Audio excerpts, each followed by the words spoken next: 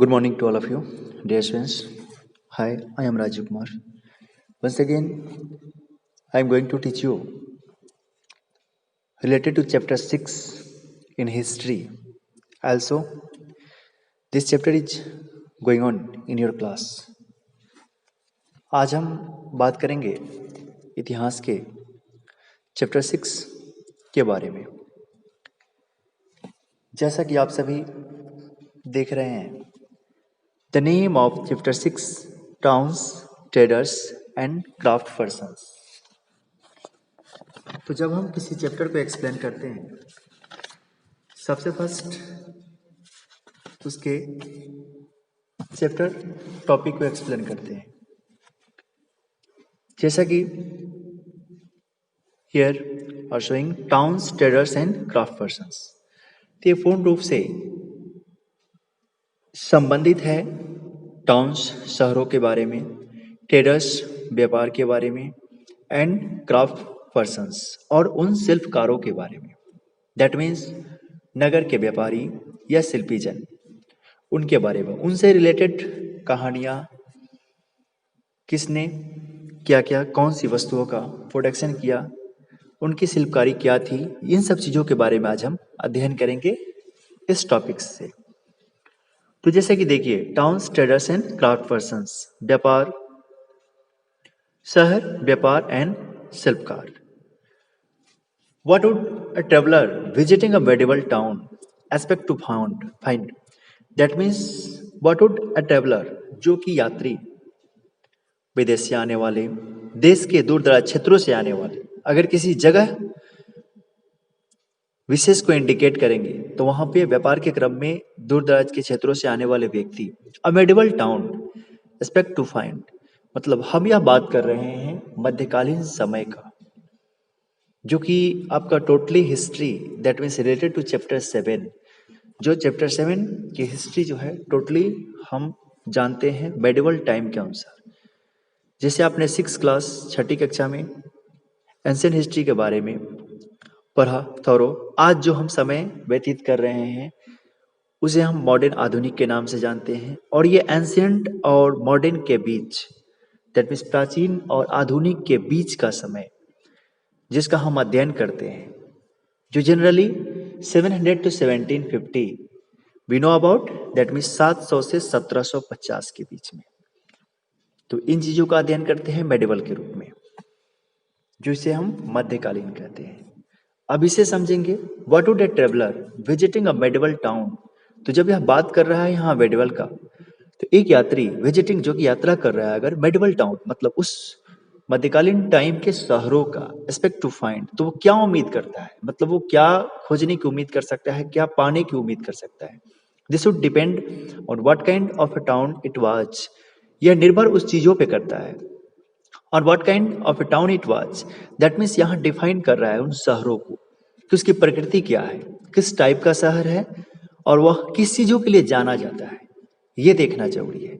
Of a town it was a temple town, पहली बात यहाँ आ रही है, दैट मीन्स मंदिरों का शहर। एंड एडमिनिस्ट्रेटिव सेंटर, क्या वह एक प्रशासनिक केंद्र है। अ कमर्शियल टाउन, या एक व्यावसायिक शहर है। और ए पोर्ट टाउन, जिसको बोलते हैं हम बंदरगाहों का शहर। तो इसमें क्या है, टेम्पल टाउन है, एक एंड एडमिनिस्ट्रेटिव सेंटर है, या कमर्शियल टाउन है, व्यावसायिक शहर है, या और एक पोर्ट टाउन, एक बंदरगाहों का शहर। To name just some possibilities, जो कि हम नाम दे रहे हैं, to name just some possibilities, यहाँ पे कुछ संभावनाएं बनती है। In fact many towns combined several functions, वास्तव में बहुत सारे शहर कंबाइंड, जो कि मिले हुए हैं, मिश्रित है, किन चीजों में, सेवरल फंक्शंस, कुछ सामान्य फंक्शंस से। कैसे, तो यहाँ इस लाइन के कहने का मतलब कि एक ही जगहों पे इन सारे टॉपिक्स का समावेश हो सकता है। अब यहाँ कह रहा है, in fact many towns combined several functions, they were administrative centres. अब वो प्रशासनिक केंद्र भी हो सकता है, टेम्पल टाउन्स, मंदिरों का शहर भी हो सकता है, as well as centres of commercial activities.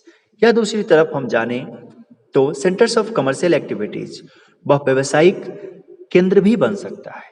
And A craft production, जिसका मैंने बात किया, दैट मीन्स सेल्फ उत्पादों के रूप में वह व्यवसायिक केंद्र भी बन सकता है। तो निश्चित रूप से अब जब बात आती है इसे हम ऐसे समझेंगे, दैट मीन्स अगर कोई मंदिरों का शहर है तो सपोज कीजिए उसमें लगने वाले जिन चीज़ों से मंदिरों का निर्माण होता है वो बड़े बड़े पत्थर विभिन्न प्रकार के, उसके साथ साथ उसकी कलाकृति, मंदिरों के दीवारों पे बनाई गई कलाकृतियाँ, या उन पत्थरों में जो जिस तरीके से डिजाइन नक्काशी नमूना किया है उनसे संबंधित, और जिन नाम से वो मंदिर फेमस है अगर उस विशेष जगहों पे, तो उनसे संबंधित तो लोग वहाँ आएंगे ही, या तो पूजा के क्षेत्र में, दूसरा आसपास की दुकानें जो उनसे संबंधित उनका व्यापार बढ़ेगा। तो अगर टेम्पल टाउन है तो इस तरीके से वहाँ बाहर के व्यापारी भी आएंगे,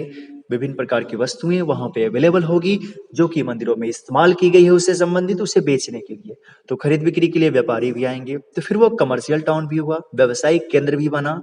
तो इस तरीके से, और प्रशासन जब बात आती है तो अगर कोई मंदिर विशेष कहीं पे है उस तरीके से हम उसे जानते और समझते हैं, जैसा कि आगे थांजावुर के बारे में आपको एक्सप्लेन किया जाएगा और बतलाया जाएगा। तो इस तरीके से इसे हम जानते हैं कि कोई मंदिर अगर विशेष है तो वहाँ निश्चित रूप से, जैसे टैक्स के मामले में, या तो अगर वहाँ फोर्टिफाइड सिटीज है, किलाबंद शहर है, तो उन जगहों पे लेके बड़े बड़े व्यापारी टैक्स वसूलते हैं। जैसे वो वसूली करेंगे कुछ पैसों के रूप में टैक्स, दूसरा वस्तुओं के रूप में, दो तरीके से, या तो पैसे या वस्तुओं के रूप में भी कर प्रदान किया जाता है। तो या खुद से वसूलेंगे या मंदिरों को वो जिम्मेवारी दे देंगे। दैट मीन्स मंदिर को, उस ट्रस्ट को रिस्पॉन्सिबिलिटीज मिलेगी, ये दायित्व तो होगा कि वे कर की वसूली करे। तो इस तरीके से यह इंडिकेशन हुआ, दैट मीन्स एक ही साथ इंडिकेशन में हमने समझा town, traders and craft persons को, शहर, व्यापार एंड शिल्पकार, दैट मीन्स शहर, व्यापार से संबंधित व्यापारी एंड शिल्पकारों को हमने यहाँ जाना, और कैसे वो एक दूसरे से संबंधित है इन चीजों को हमने एक्सप्लेन किया। Dear students, we will discuss in the coming next video related to next topic. Thank you. Bye bye. Have a nice day.